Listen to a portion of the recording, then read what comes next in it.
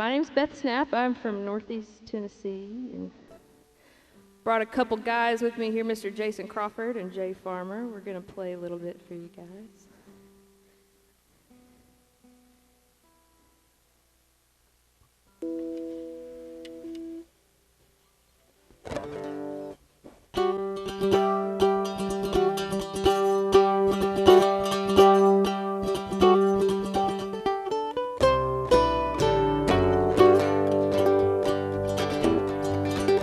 I won't ever be the one to sit in submission, waiting for things to be done.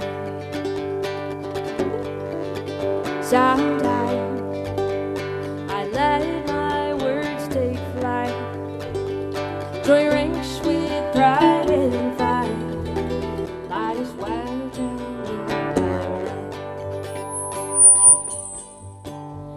coming around like your old t-shirt, but it would fit you like a glove. I can be a little hard to handle. I can be so easy to love. I won't chase big or demon. You to hold my hand or made me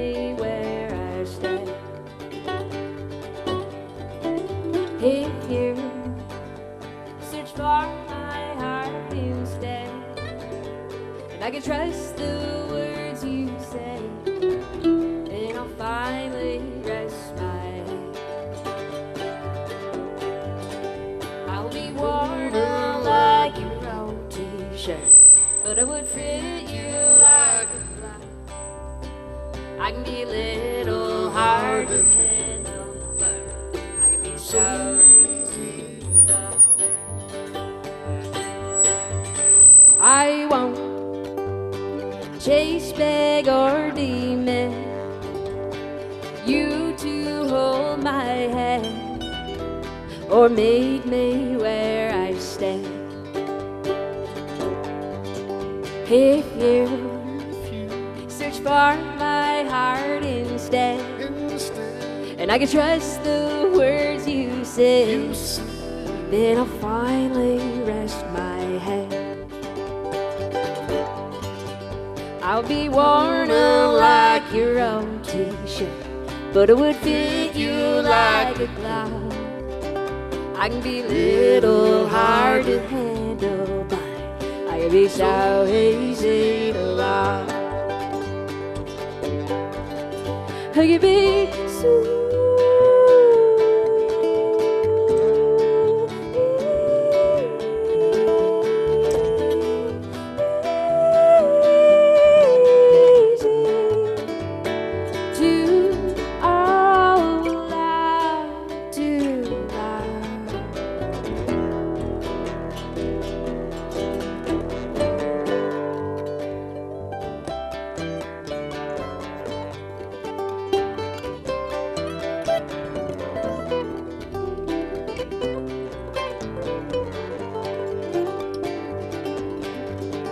I won't deviate from my path set forth, 'cause I darn gave that a try.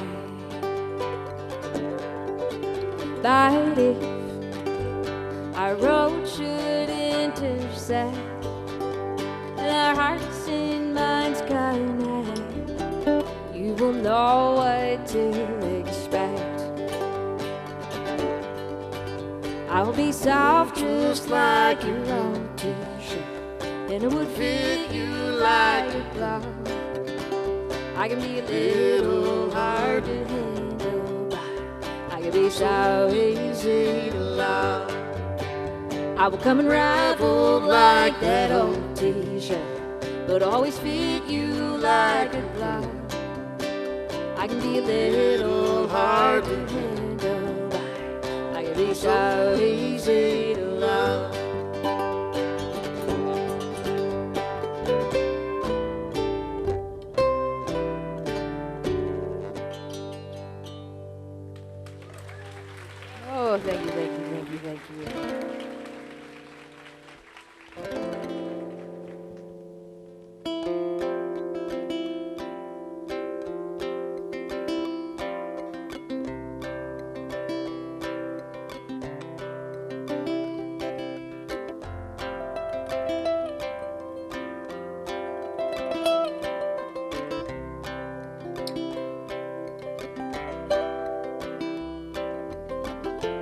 Let's go right around the mountains, picking out all the cabins. We'd be fixing up if we had time and cash to spare.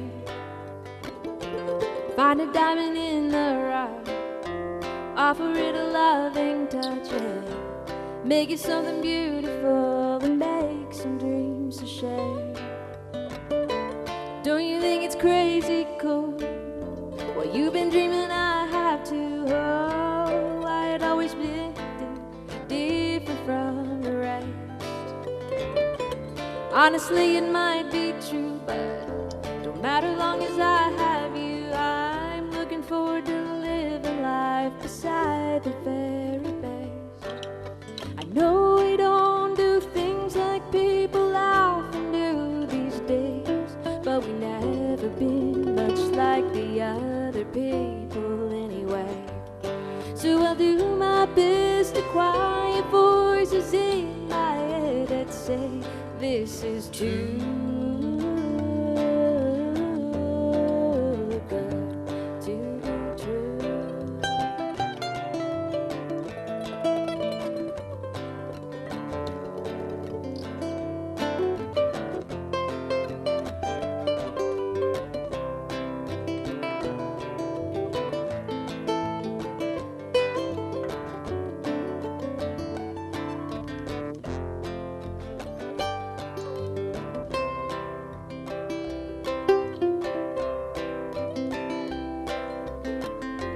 Let's go out and check the garden, feel the feeders in the yard, and watch the little red birds have a bite and sing a song. Might do some canning later on, we'll miss the beach when they're gone now. We can eat and think of summer all the winter long. Don't you think it's so easy hiding near you and me? Felt lonely out among a crowd. Honestly, it might be true, but don't matter long as I have you. All of a sudden being someone different makes me proud. I know we don't do things like people often do these days, but we've never been much like the other people anyway. So I'll do my best to quiet voices in my head that say this is too good to be true. This is too good to be true.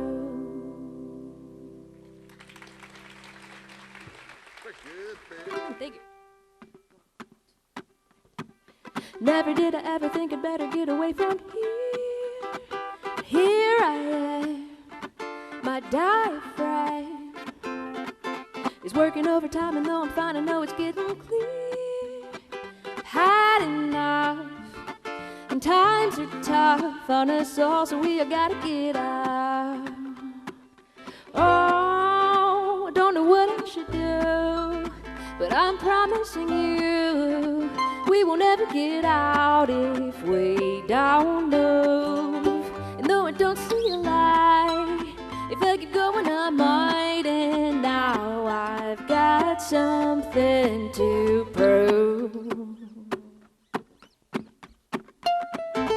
Never did I think I'd be the one to wait until the start had blown away to know I'm safe. I admit it, for a minute I was hiding out and keeping it warm. Forfeiting the day. Yeah, things are great, but we shouldn't wish our moments away. Oh, don't know what I should do, but I'm promising you we won't ever get out if we don't move. And though I don't see a light, if I keep going I might. And now I've got something to prove.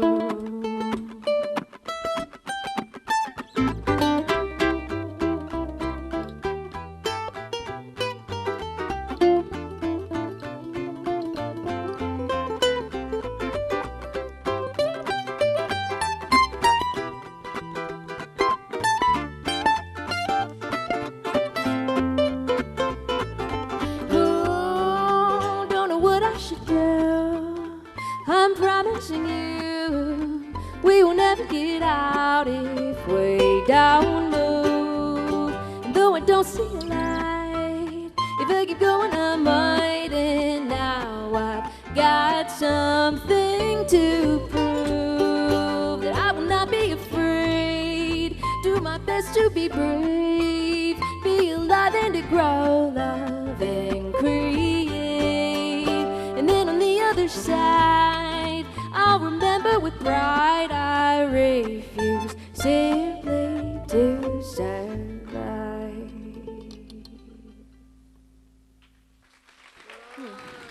Thank you.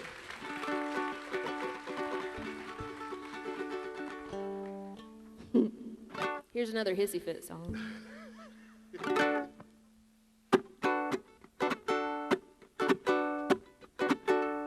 Newsflash, my dearest girl, nothing's fair.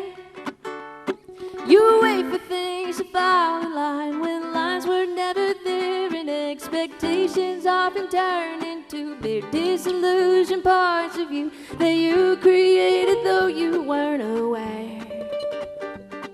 Newsflash, my dearest girl, you're capable of pivoting, revisiting, and filling your glass full. And maybe this is not convenient, and you're prone towards bereavement. You believe you could receive a miracle, 'cause there's always, always a way. There's more to come, what may.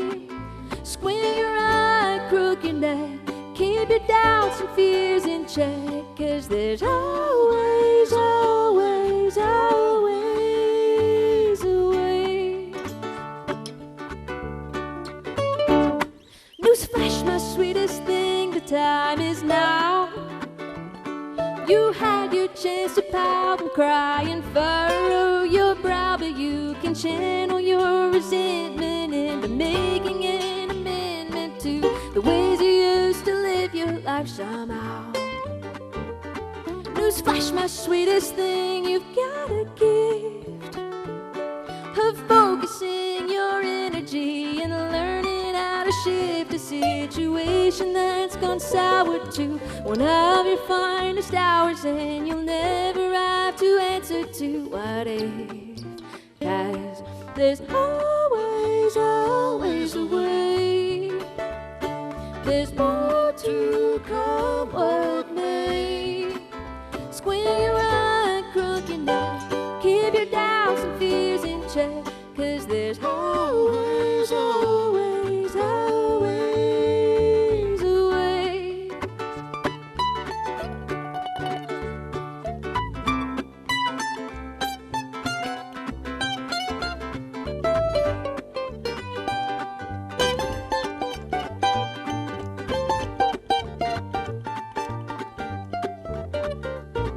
Newsflash, my dearest girl, you're gonna grow into a person that you barely recognize, but you still know you'd seen glimpses of her every now and then, in the corner of your eye or a window when you pass by on sunny days.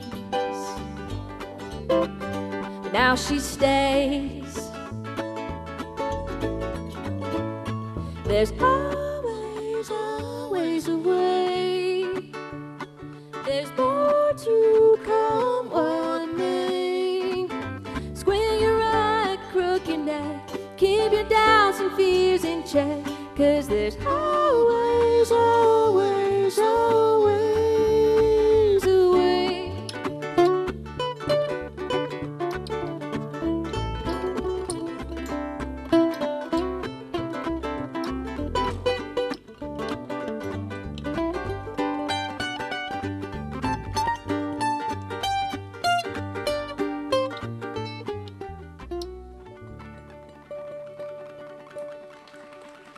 Thank you.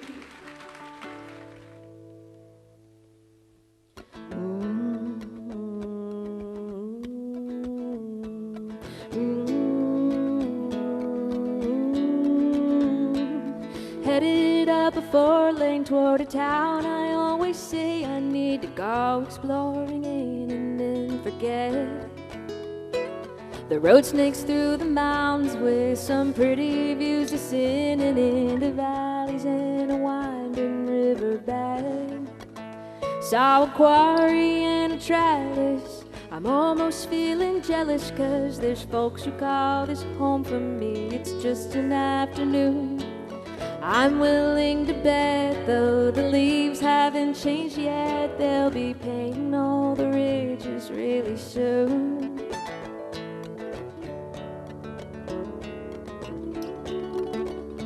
Made a left and then a right. The sun was shining bright as I wandered the speed limit through the town.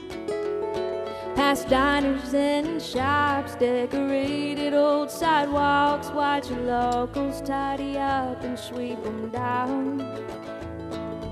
Found a place to park, walked around until the darkness indicated it was time for them to close. I'm always amazed, such ordinary days make the best memories, but that's how it goes.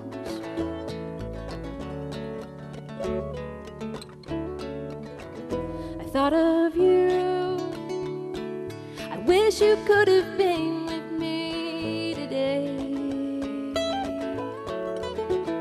Nothing new, but so many little things that caught my eye along the way.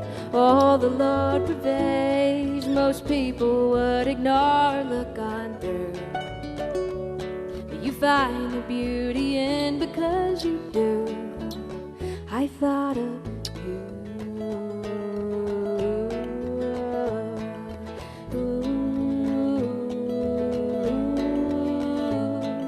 As I headed back past ball fields and smokestacks, I'm recalling the conversations, memories, and laughs. I can't help but think as I name my favorite things, they're in fact not even things, and that's the only thing I need to know you right. Oh, I'm me. I thought of you, I wish you could have been with me today. Nothing new, but so many little things that caught my eye along the way. Oh, the Lord pervades, most people would ignore, look on through. But you find the beauty in, because you do. I thought of you.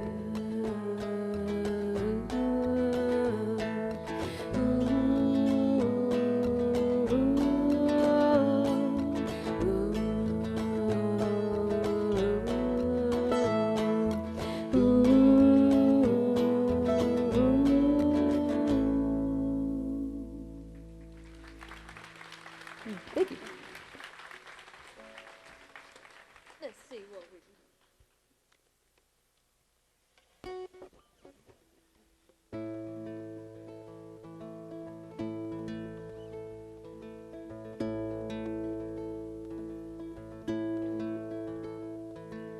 Covered eyes and ears, hiding from the years, wandering and too afraid to be.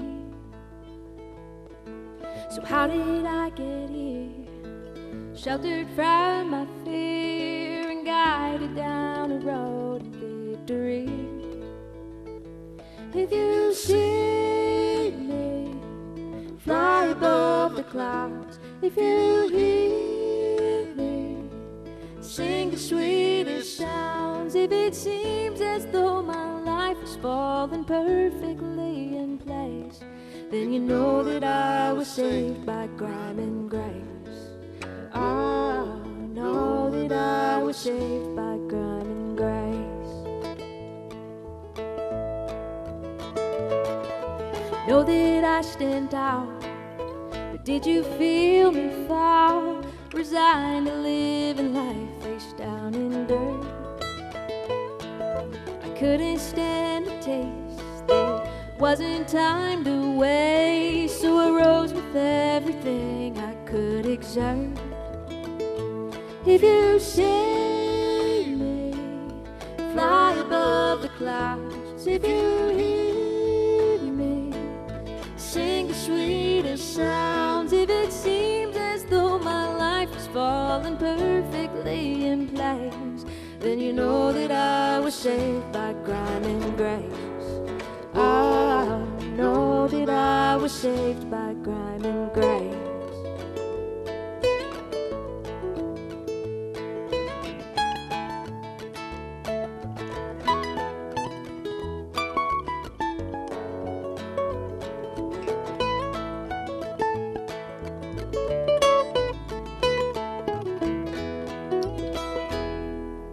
Credit I can't take, I know I'd never make it out if I'd been left to climb alone.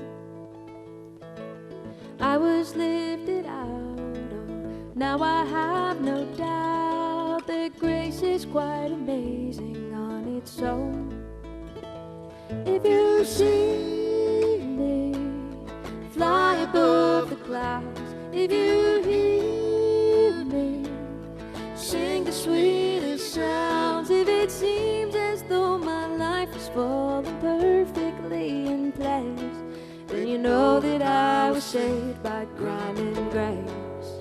Oh, I know that I was saved by crime and grace.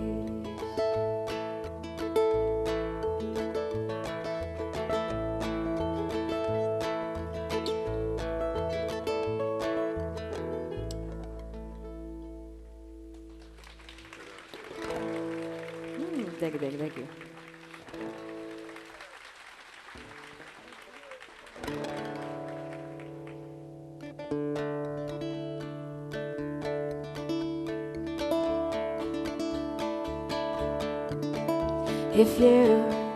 If you could retire, don't let it burn, don't let it fade.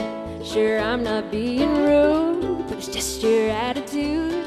It's tearing me apart, and it's ruining every day. And I swore I would be true, but honey, so did you. So why were you holding her hand? Is that the way we stand? Were you lying all the time? Is it just a game to you? And I'm in so deep.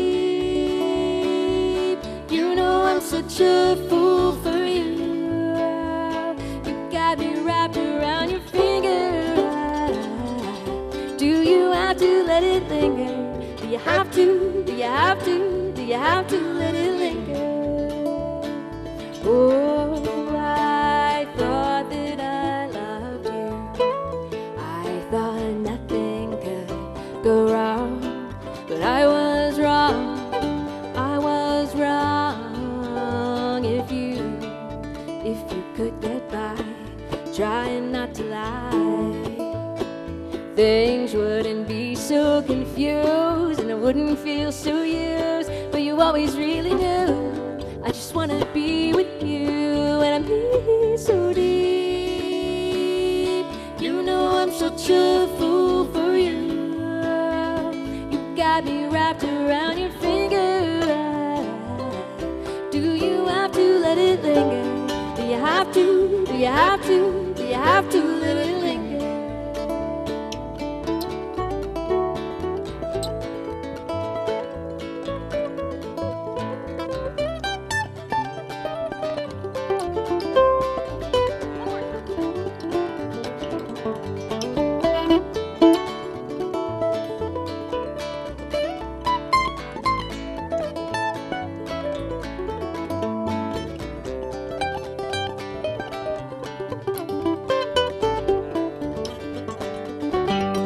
And I'm in so deep.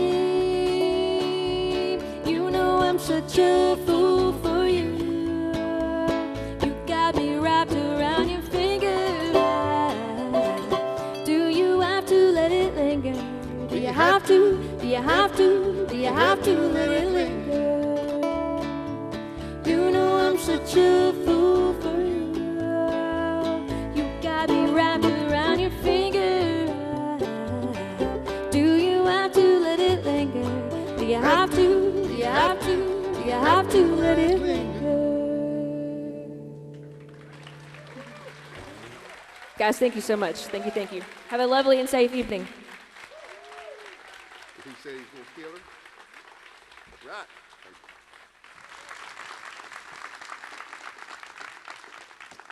So it's my great pleasure to introduce Barbara Kingsolver, Pulitzer Prize winning author and founder of Higher Ground. Her writing reveals truth and resilience, and her compassion has touched countless lives. Please join me in welcoming a brilliant storyteller and a tireless advocate, Miss Barbara Kingsolver. Thank you. Thanks, Joey. And thanks again to our musicians. Let's hear it.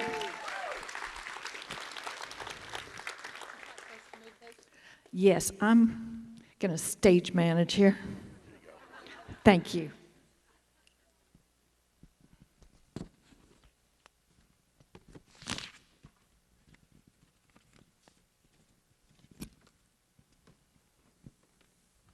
Look at you. Look at us. This is a wonderful day that I've been looking forward to for so long. Thank you. Thank you for being here. Thank you for believing in us. I'm going to tell you a story that ends right here in this room with all of us. It begins with a story that was burning a hole in my heart that I have wanted to tell my whole life. I think, don't we all have a story like that? The story of like what we come from and our need to be seen as we really are. That's what I wanted to tell.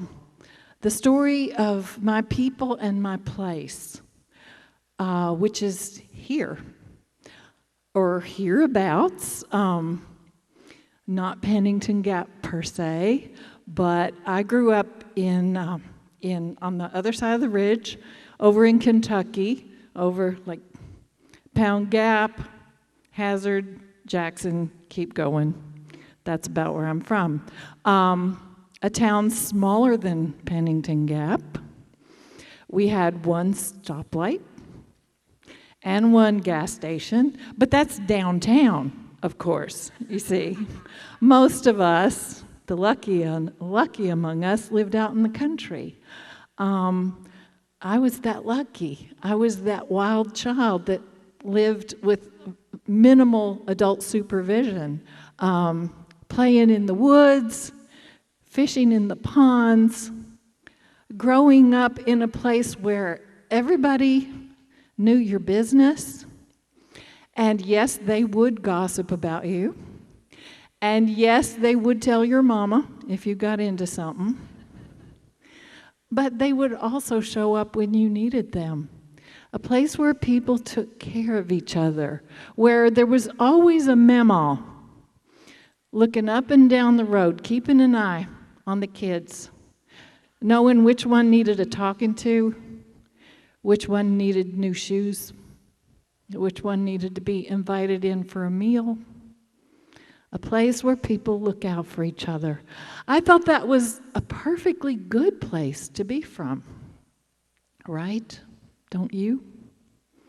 Well, I grew up and I went out to seek my fortune. I was lucky enough to get to go to college in Indiana and then go other places after that. And I was so surprised to learn what other people thought about where I was from. You know what they said, don't you? That we talk funny. And by funny, they mean wrong. That the place we come from is a backward place. That we aren't living real, authentic, good lives.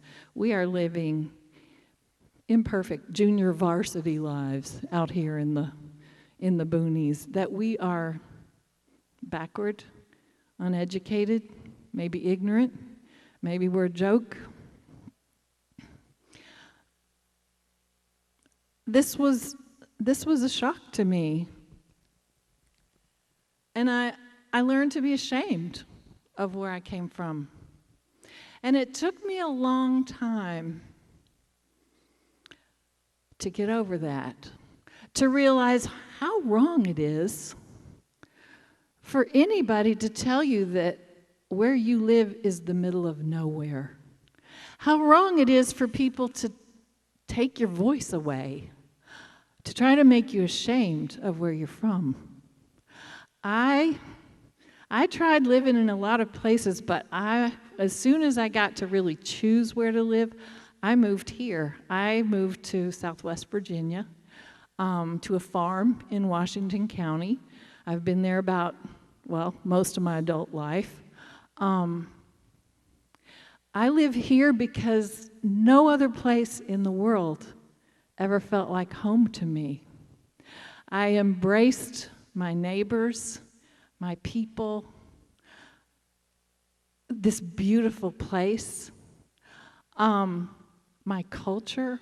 I read a lot of Appalachian writers. I learned to be one myself. I learned more about our history. I learned stuff about this place that I kind of never really heard growing up.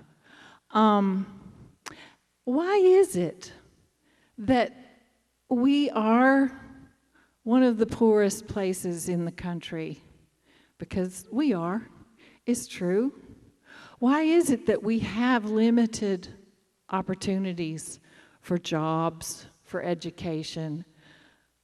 Why is it that we don't have enough hospitals or doctors, that all the services that people need are stretched so thin here?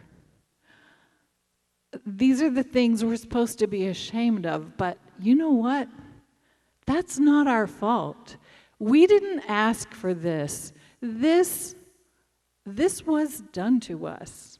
This is the legacy of a history of big companies that came to the mountains to take something good away with little care for the people and the mess they were leaving behind. First, they came and took the timber and they cut all the woods off of our mountains. Then they came and took the coal. And when everything else that, you could sell for money was taken out, they came to harvest our pain. They chose Lee County. The pharmaceutical companies looked at the data and they pointed to Lee County and 2 other places in the United States as vulnerable places where they could begin to pump in their very addictive painkiller, OxyContin, and let loose on our communities an epidemic of opioid use disorder. This was done to us. This was not something anybody asked for.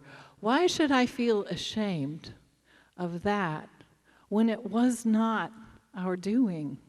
And as a matter of fact, during all these decades and centuries, when companies were taking advantage of our region, what Appalachians did was survive. We became the people we are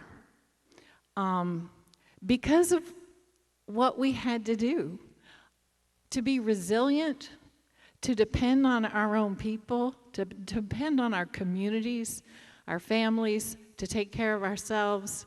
We are so resourceful. That's something to be proud of. Appalachians make stuff. We make music. We grow gardens. We hunt and fish and make quilts and make food, and we take care of ourselves and we take care of each other. That's something to be so proud of. that's the story I wanted to tell about the troubles that we have, the things that we're up against, but also what's really good about Appalachia. That's the big story that I wanted to tell. So I wrote the book I'd wanted to write all my life, Demon Copperhead. I have papers here to make sure I don't forget anybody or anything. It took me a while. It took me 5 years to write that book, more or less. Well, 5 years plus all the life that I lived before. I had to learn more things. I decided I would set it in Lee County. That was important to me. I've always loved Lee County. You have to drive through it to get to Kentucky, and there's a whole lot of it, you know? It goes on and on out there. And it is one of the most beautiful drives, you know, along the escarpment that's the Kentucky border. I think this is one of the most beautiful counties in Virginia, in all of Appalachia. It has my favorite oak tree. Do you know the one I mean? I hope you do. I always say hello to it. So I spent a lot of time over here. I needed to learn more about the foster care system. I needed to learn more about, because I wanted to write about kids who've been orphaned by the opioid epidemic. So I needed to learn more about the epidemic, not just as an idea, but as a disease that has taken a terrible toll on people's lives. So I made friends with Dr. Art Van Zee. I'll bet you half of the people in this room at least already know him. He was one of the first people anywhere to sound the alarm on the very addictive properties of OxyContin. He was seeing that in his clinic as a physician. And he very kindly volunteered to put some of his patients that he sees as an addiction care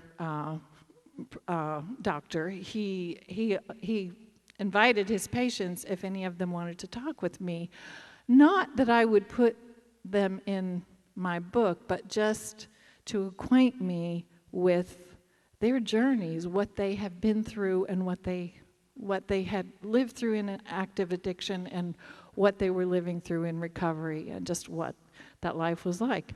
Some of the people I spoke with are here tonight, and I'm so grateful to you for the time you spent with me.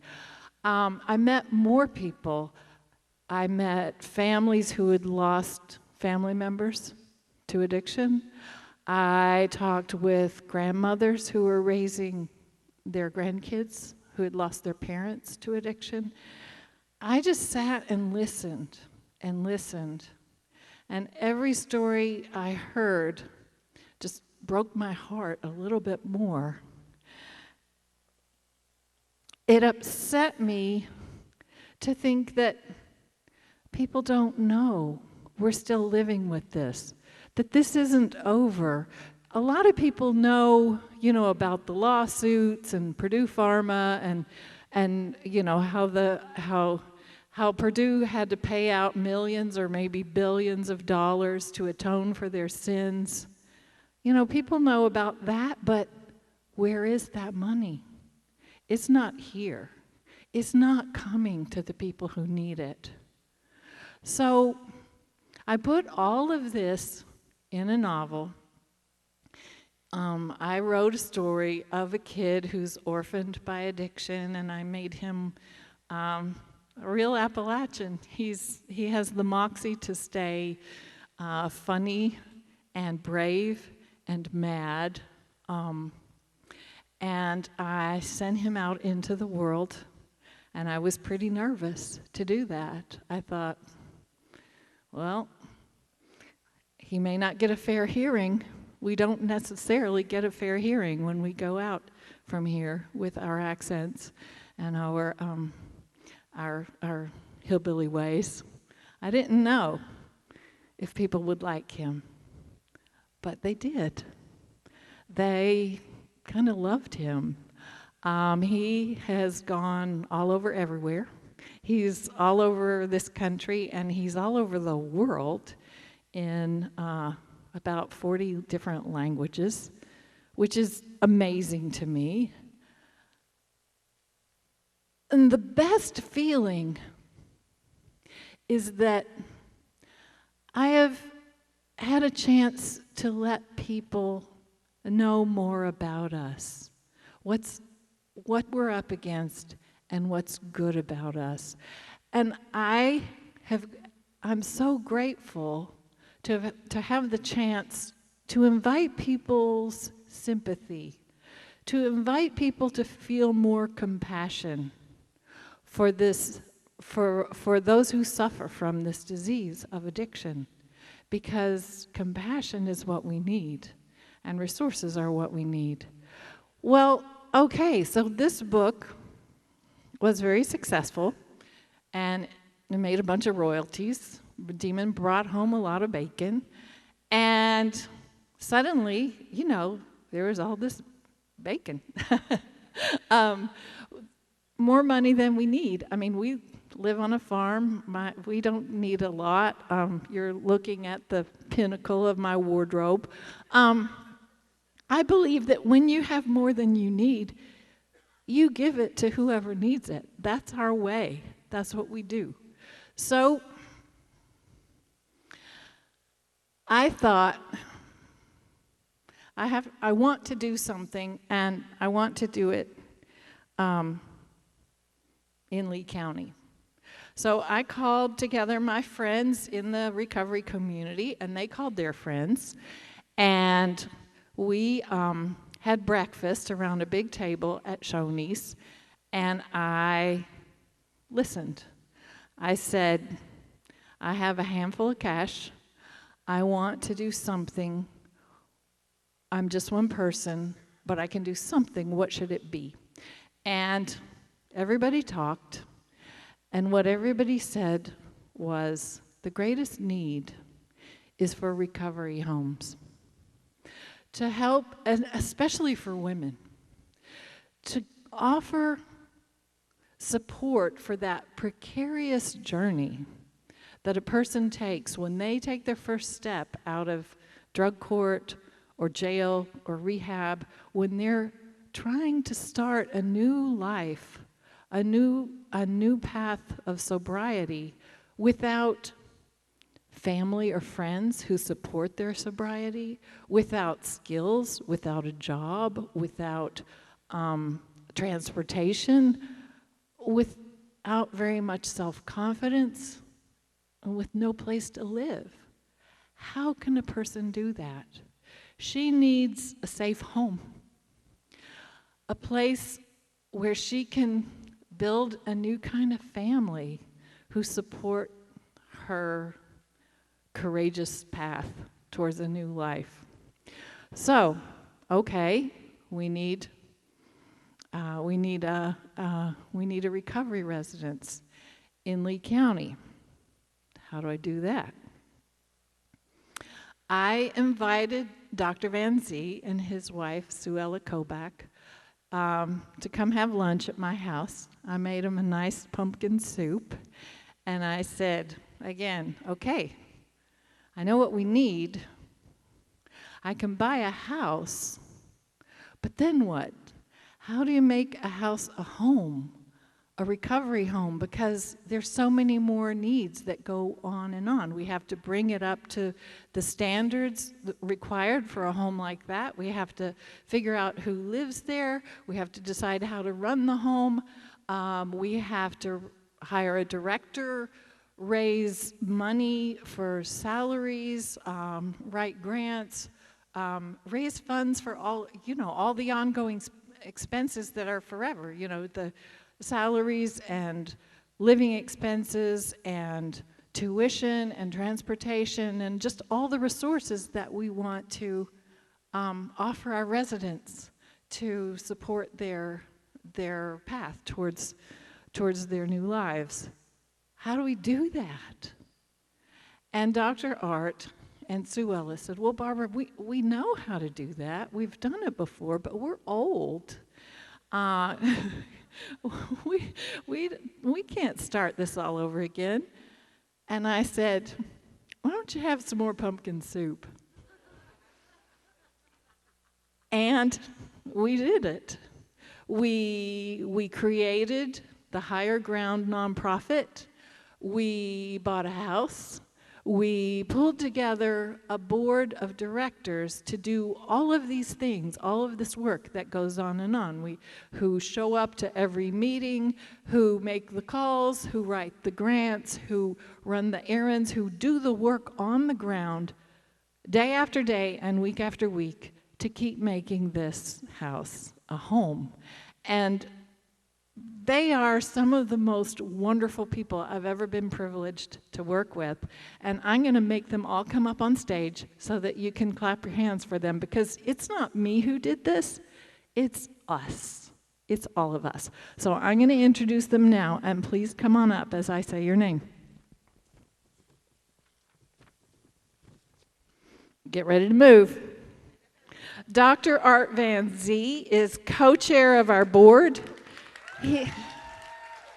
He's been a primary care physician in St. Charles Clinic for almost 50 years.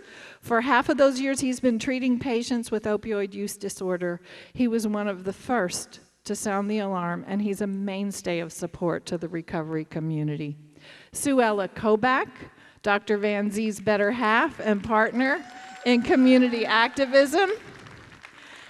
As a teacher who raised her family in Lee County, and as an attorney and a tireless activist, she has spent her life advocating for people in need of treatment, services, and safety. Come on.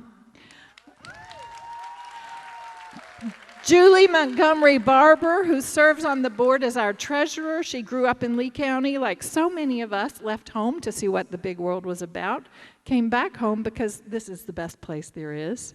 She has worked for many years as a counselor in the regional jail. Adrian Thacker, nurse practitioner and board-certified addiction specialist, giving compassionate recovery care to patients in Duffield. He attended the very first meeting I called together at Shoney's to figure out what we could do to help, and he has kept showing up ever since. Adrian, Jane Fogelman, our secretary, is a lifelong resident of Lee County, a certified legal assistant. She faithfully gets out the minutes and agenda to us every month, and she brings to this project the compassion and wisdom she's gained from her 20-plus years of sobriety. Dr. Kristen Westover is president of Mountain Empire Community College. She's previously served on, directed academic programs at many institutions from here to Texas to Kansas. And as a board member, she constantly amazes us with suggestions of new ways to engage the college in support of our residents and our community.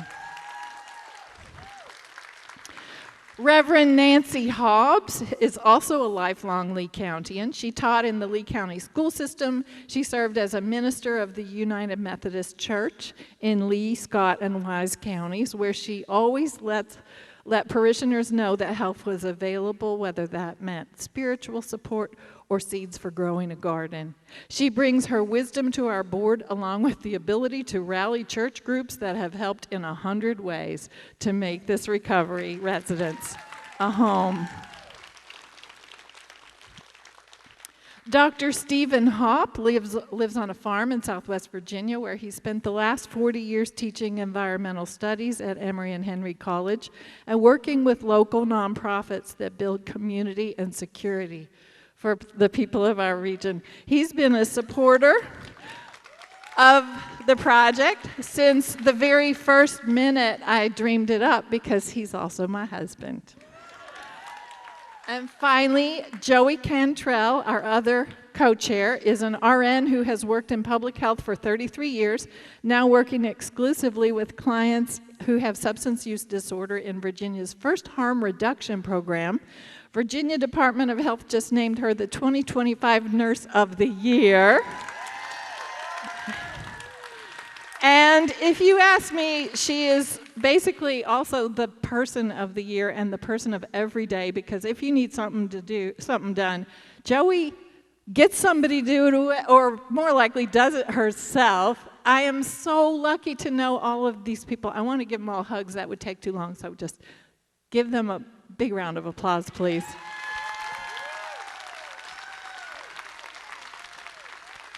Thank you.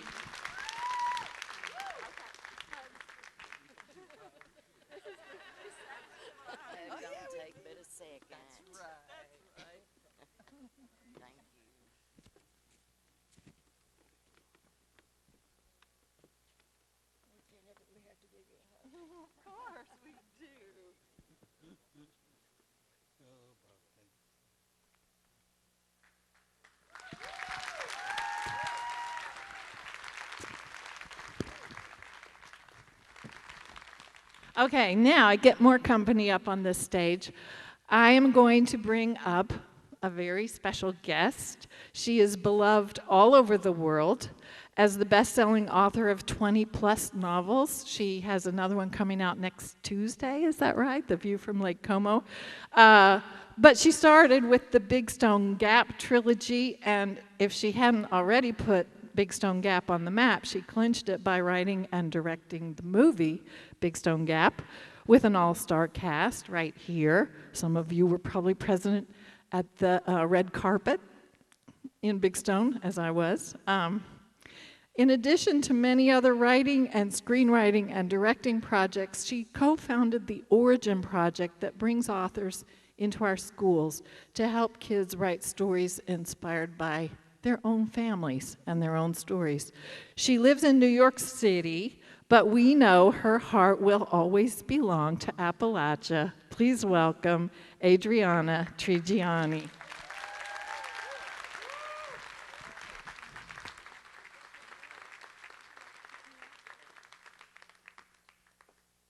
Barbara!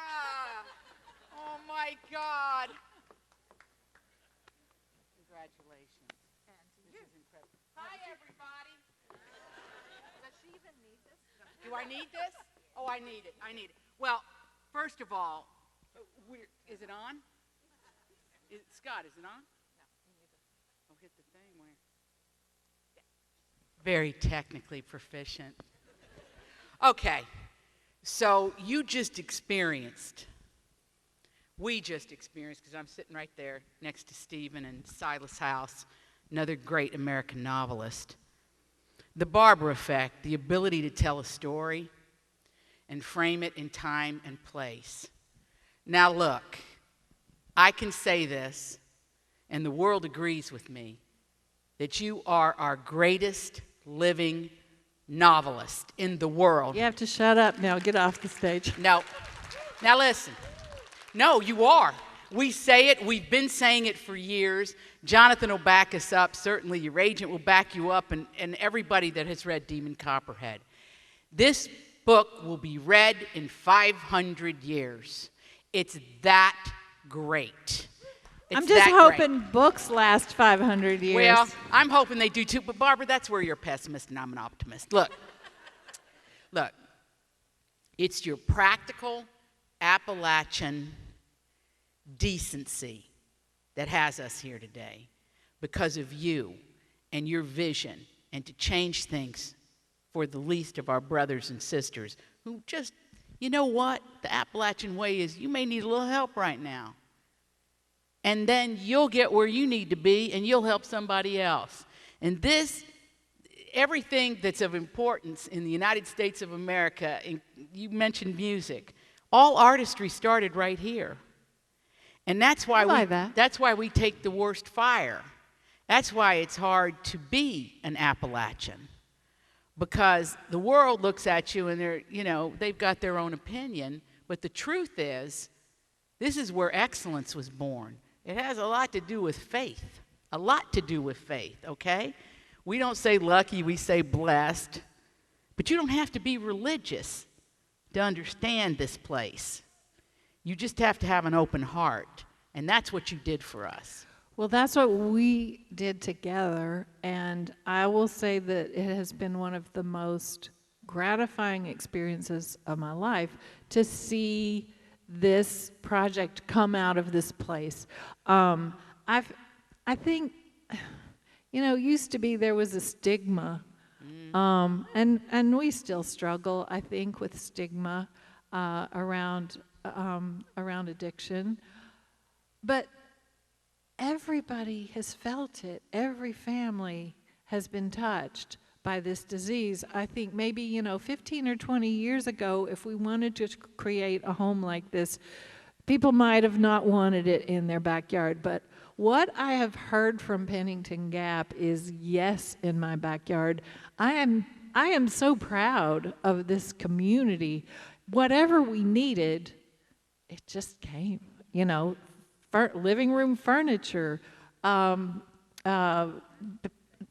room table, the computers, the decorations for the room, the church groups, the community groups, the other recovery residences and programs that have pitched in to make this happen have been, it's such an important lesson to me about giving and creating goodness. I think nobody likes a handout, right? There's kind of a shame attached with like needing something and somebody, coming in and handing you a check. I think the best projects come from the people who have the need, from the place where the need is. And the best projects, I think, come from listening, from saying, what do we need here? Don't you think? Oh, 100%. The river upon which this beautiful home, and we were just over there, Stephen took us over, Silas and me.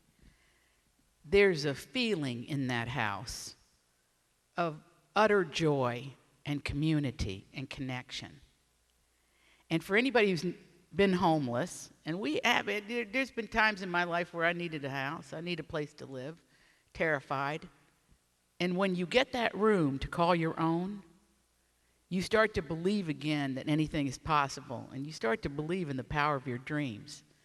So you really did something essential. But Art Van Zee, Dr. Van Zee, and Suella started this. Now, we lost the New Beginnings. This is very interesting to me because this is Appalachian. This is how we roll. Tried to get financing, tried to keep it open, tried to keep it going, and then it became apparent you couldn't keep it open, but don't think they gave up. Then you went to them, and you said, okay, let's rebuild this, or let's rethink it, or let's do... And Barbara, that's not only Appalachian. That's God's work, that you took it, you saw the need, and you said, I can do my part. But everybody did a part. I see that, I understand that. But you said, we can't keep going the way we're going, we gotta switch this up, and we've gotta help. And we've gotta figure it out. And you and Stephen did that. Sometimes you just gotta give the generosity a place to land. Like start something, and it will come. You know that story of stone soup? Yes. That's my favorite story. Great one.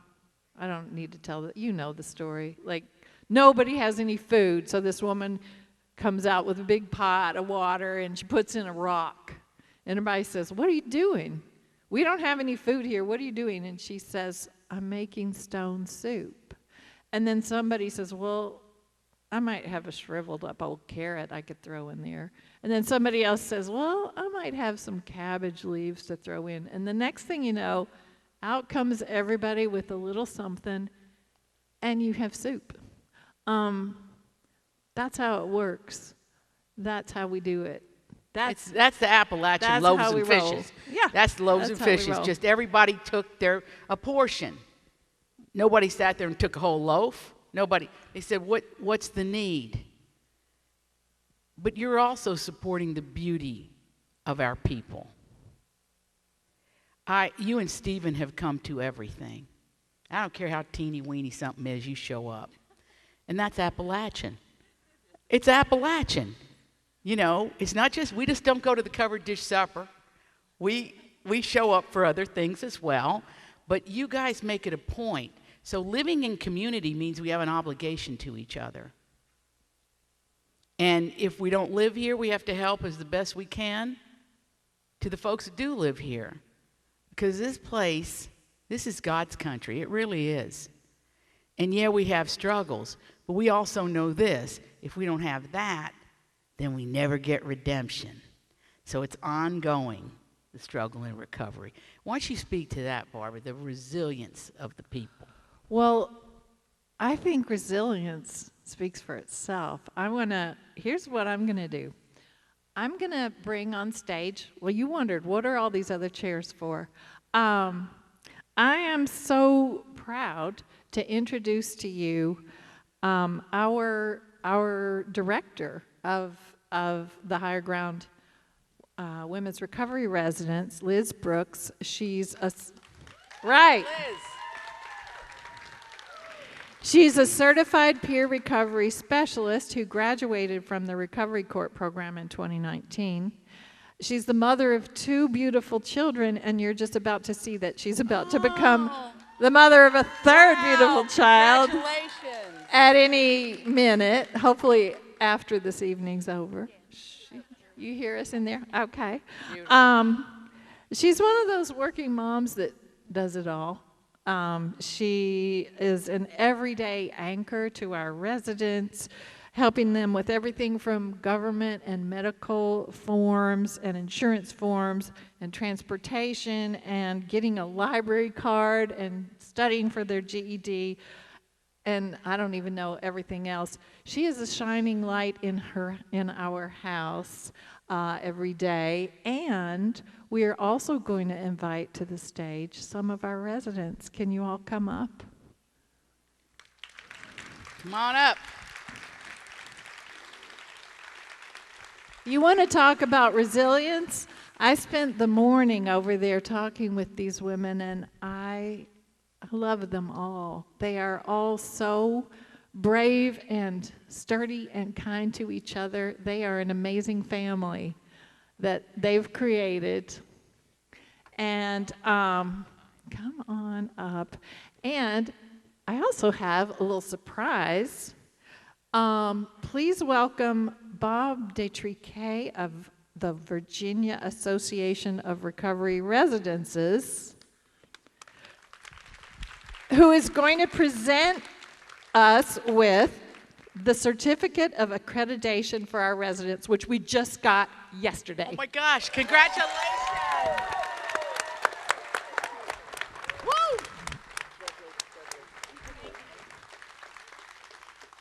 It's official. I know you all did so much work to get this. The inspection was yesterday, is that right? It's exciting. Amazing. Just a pretty busy week here.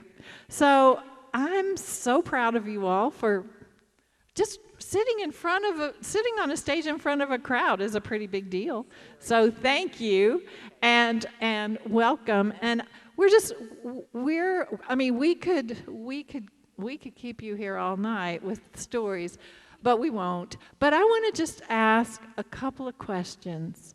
One is, if any of you would like to share one of your favorite days or memories or something you did in the home that made you really happy.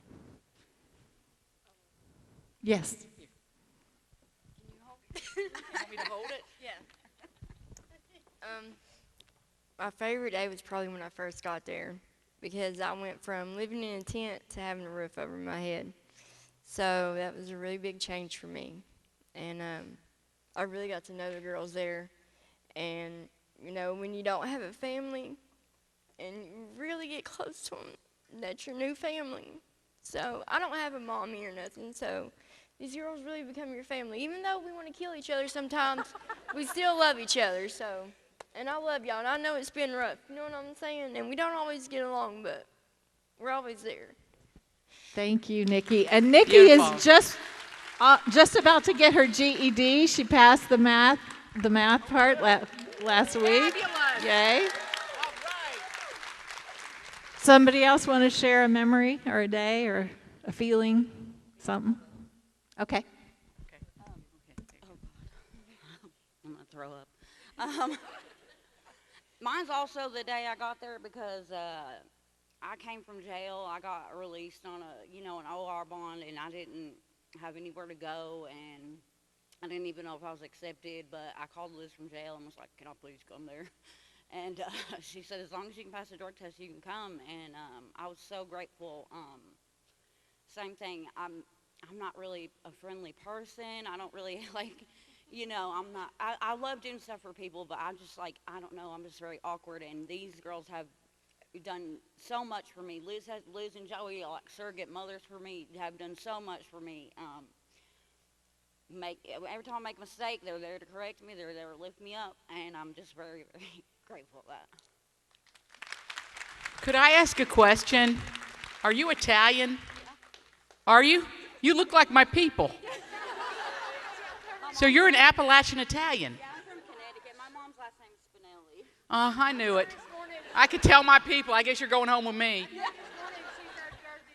She's doing the Jersey Shore. Oh my. No. Oh, well, No. Connecticut's very hoi polloi. And- Okay. And, Oh my God. Well, welcome. and can I talk about what you're doing now? You're studying to be an electrician. Nope, that's Oh, I'm sorry. Okay. I'm so sorry. Oh, okay. No, don't let her near the circuits. Okay, so I'm sorry, that's my mistake. You're studying, can you talk about your program a little bit? Hi, my name is Teresa, and I'm an addict. This is normal for us. Yeah. First and foremost, I want to say thank you to everybody. The best day here is every day. Every day, we're lifted up. We're told, do what you need to do, but not in a sense to be reprimanded, but out of love, that they see our potential. They see where we come from doesn't have to be where we're going. And in that, I am practicing to be an electrician, going to school. But without this home, these people, I would not be where I'm going today. It was bad. I was homeless, lost everything I had. The doctor said, "We're going to die. You're going to die. You drink till you're going to die." So when I was released from jail, I had no idea about this program. Someone mentioned it, and I prayed.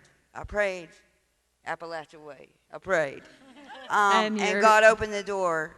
I met Liz, and even my PO, she brought me here. She said, "There's no stop for you, straight on," because the liquor store would have been the first stop.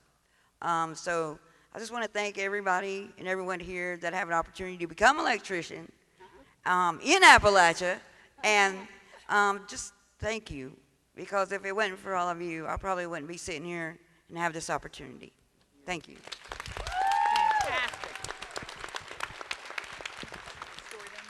Do you have a memory to share? A good day? What do you want to say? Anybody else have a good day to talk about? Or just something that I've been able to accomplish since I've been here. I got my peer recovery specialist training done. That's something that I've accomplished since I've been at the house, and I'm just glad that I got that done. Probably one of my favorite memories, though, I was telling you this earlier, was my birthday. It was just me, Hannah, and Sarah at the house, and Liz. And they just made me feel really special. They got me a cheesecake and put candles on it, and it was really sweet. They just made me feel really good, and got me little gifts. And it's home, and they're my family, all of them. We love each other, and we really are like family. I tell them all the time, they're like the sisters I never wanted. So, but I love them all, and it's really good. So. Thank you all. She's our house manager. Yeah, house manager. We got to tell you that. She's our house manager. Can anybody? When I hung out with y'all this morning, I was saying, can you talk on stage about something that you've done that you're proud of? And everybody's like, no. I know that feeling. So here's what I'm going to ask: can you Any of you talk about somebody else that you're proud of? Something you've seen in the house that has made you proud? I would love to. Okay. I'm definitely proud of Sierra because I've been there with her since day one, basically, and never did I think in a million years she'd be like my little sister. She has matured in so many ways, a lot. When she first came in, she was like, you know. And now she stops and thinks about things before she does it. And I'm so proud of her. I am. She's like the little sister I did already have, but my little sister's here too, so. But I'm so proud of her for being that way. She's awesome too. She's been an awesome friend to me. Awesome.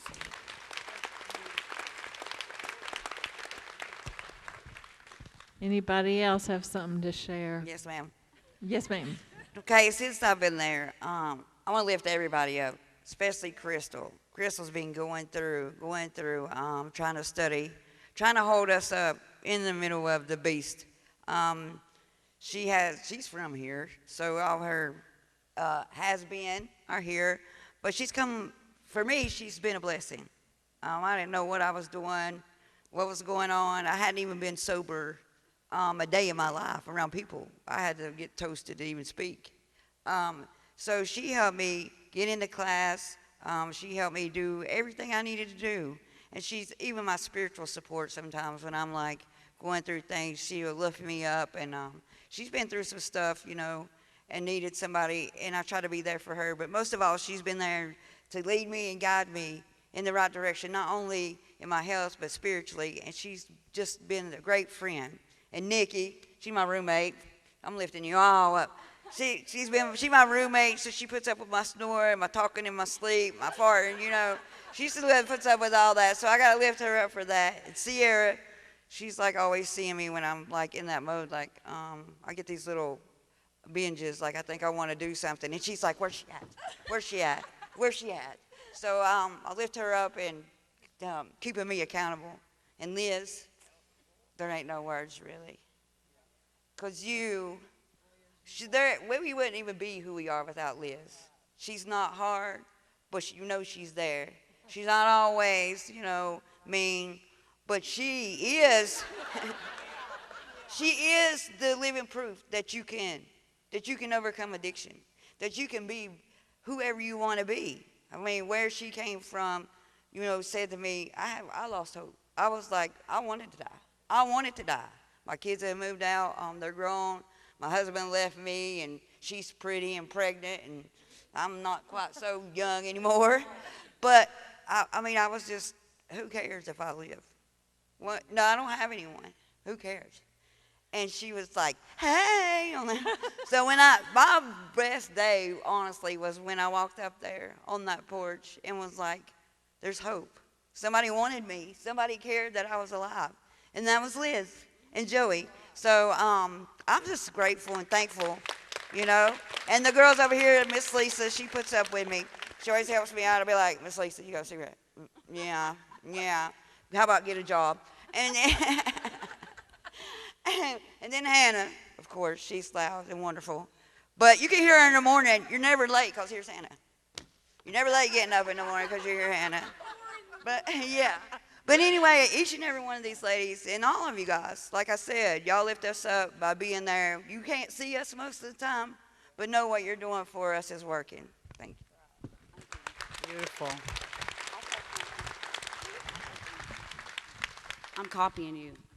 I'm gonna lift everybody up too, because I just love y'all, and I don't like feelings and talking about stuff like that. So, you know, I'm gonna do that. And Hannah, I just love you so much. You've been there for me. Everything, anything I need, you know, I just love you, and I love all of you. But in the beginning, when I got there, I was like real insane, you know, and you know, I'm from Connecticut, but I've been in Pennington for a few years now, and that's, you know, where I was doing my mess at and getting into trouble. And when I got there, I didn't think I could do it and sit in that house and not get high. And I wanted to, but I didn't know if I could. And every time I left the door, Crystal, don't do anything I wouldn't do. And I'm like, damn it, Crystal, I'm not. You know what I mean? And I know it aggravated the hell out of me, but I knew she was just trying to help me, you know. But I've never had anybody, like you said, I've never had anybody care about me like that or wonder what I'm doing or give a shit. So, you know, that was new to me. I didn't, you know, and I'm like, why do they care, you know? But then, you know, we were 3 of us, and we didn't want no one else to come in. But then they came, Lisa, Teresa, and Nikki, and we loved them. We loved them immediately. Like, I mean, if it weren't for Teresa keeping us on our toes all the time, making us laugh, I don't know what we would do, really. And honestly, like, every single one of y'all have helped me grow, and as a person, you have put up with me and my attitude and my mouth, and you have, like, just made sure I was all right, and that really does mean a lot to me. So, thank you. I love all you.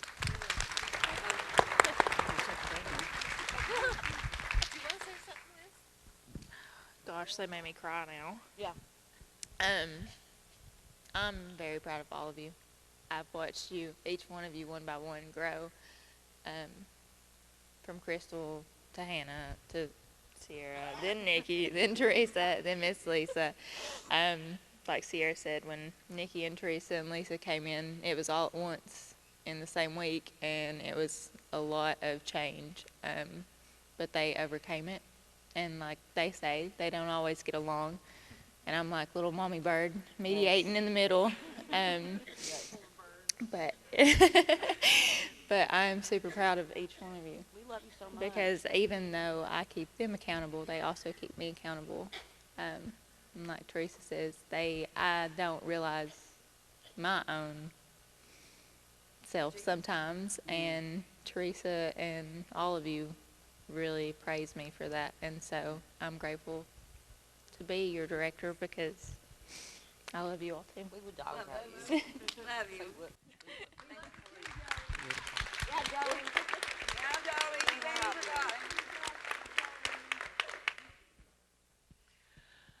Well, this is wonderful. I'm so proud of all of you, and I'm again proud of you for just coming up here and sharing with us. This is what it's all about. And the house has filled up very quickly. Just a few spots left. The need is so great. So we're so thankful for the community and the support. So thank you. Thank you. Thank you. Okay. Without you, we wouldn't even be here. So we appreciate you. Thank you. Thank you so much. Up until today, I did not know there was such thing as a barber, actually. I really didn't. I didn't know about a book. I was so busy in sobriety and get myself right. I was like, what are we doing? She's like, hi. I'm like, hey. All of a sudden, they're like, this is the lady that pays for your house. I was like, what? Let me go back. Hi, how are you doing? You know what? But I am so That's thankful. what you're supposed to be doing, is working on your sobriety. It's not about me. It's about you. Well, I really didn't want to brown nose or anything, but I thought it would be a good idea. But I was like, hi, hey, you know. But I really want to thank you because I would be homeless. I don't know where I'd be. Probably dead. And that's the truth. No exaggeration about that. So I am so grateful and thankful I got to meet you.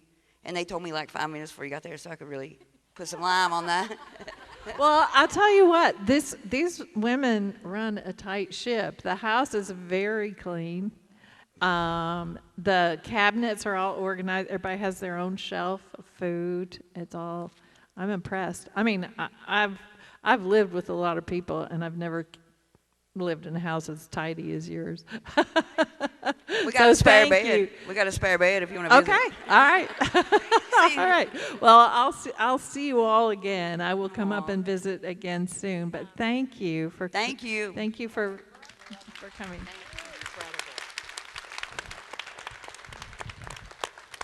you want to stay, or do you want to go back to your seat? Okay. We're going to go back. Okay. All right, thank you.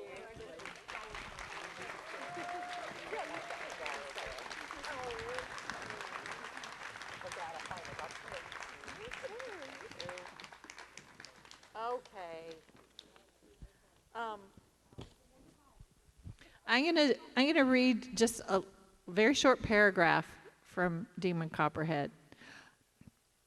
This is towards the end of the book when he's kind of looking back on his life and thinking about, how he got where he is, the mistakes he's made, and so forth. So this is what Demon says. I've tried in this telling time and again to pinpoint the moment where everything starts to fall apart. Everything meaning me. But there's also the opposite, where some little nut cracks open inside you and a tree starts to grow. That's even harder to nail down, because that thing's going to be growing a long time before you notice. Years maybe.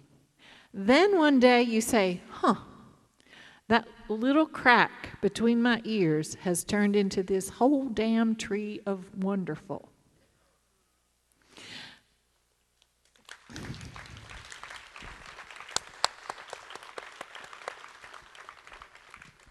I think it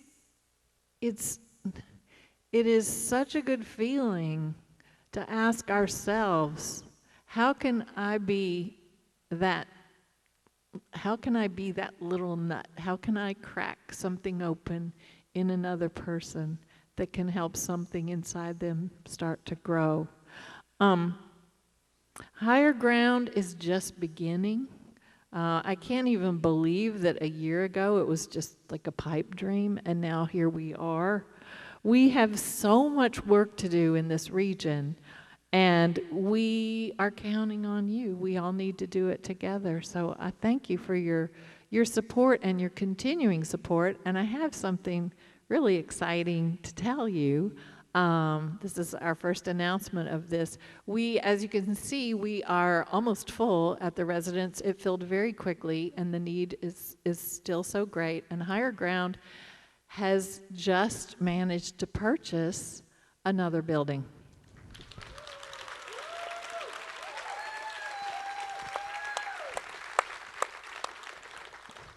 Since you've been to the residence, you can probably picture it. It's the building, it's the apartment building next door, immediately next door. So we have big dreams. There are residential possibilities there. There's different kinds of ways we can expand. But one thing we know for sure we're going to do, when I say we, I mean, the whole the Higher Ground enterprise is going to open a thrift shop in a store in the ground floor. This will give our residents an opportunity to learn how to run a business and to work with the public. And we're not ready yet, but bear in mind, we will be eager to accept your donations to the thrift shop in a while. Not yet. Just around, give us a few months to get this figured out and sorted.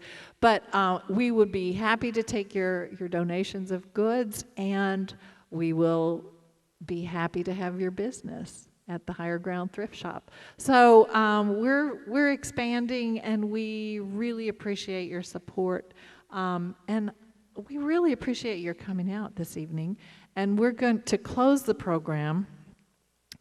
I get to introduce another great Appalachian writer.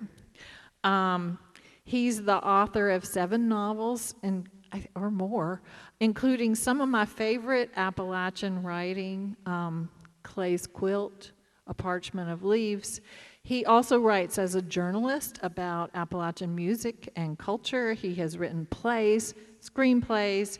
He's about to release a beautiful book of poetry, which I'm lucky enough to have already read, called All These Ghosts. He's just finished an incredibly hardworking 2-year stint, not a stunt, sorry, a 2-year stint as Kentucky's Poet Laureate, helping to bring poetry and literature to people from all walks of life. And I want to tell you something he told me recently that I found very moving. As a gay man, he said that he was proud to represent, as Kentucky's first openly gay poet laureate. But as a person who grew up in a trailer home, he was maybe even more proud to represent people who grew up in trailer homes. I am so proud to introduce my good friend, Silas House.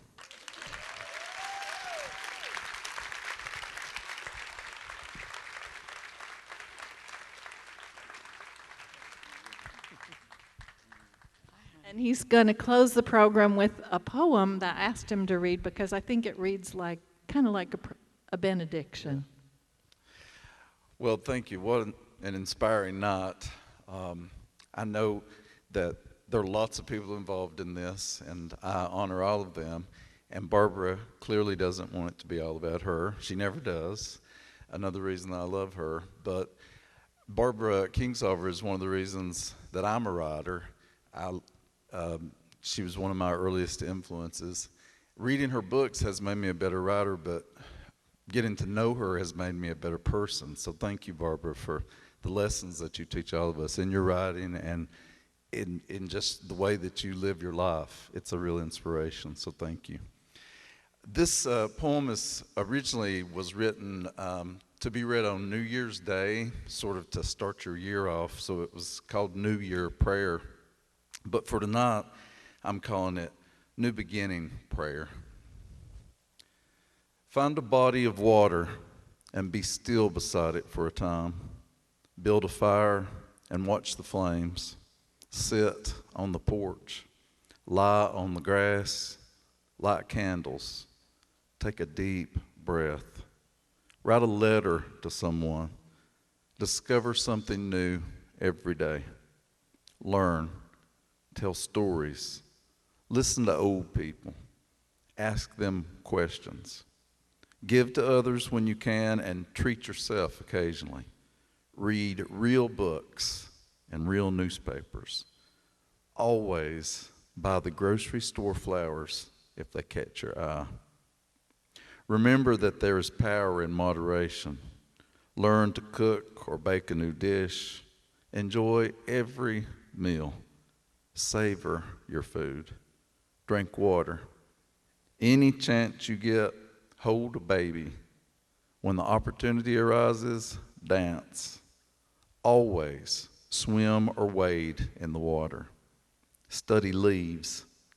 At least once this year, pee outside. Be completely quiet. Turn your favorite song up loud. Sing along. If someone makes you feel bad all the time, get away from them. Laugh with others. Laugh while you're alone. Spend time with animals. Don't judge.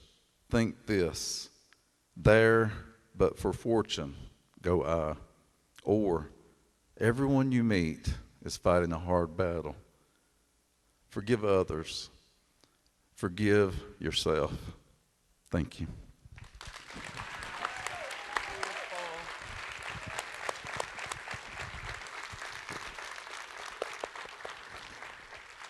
Thank you.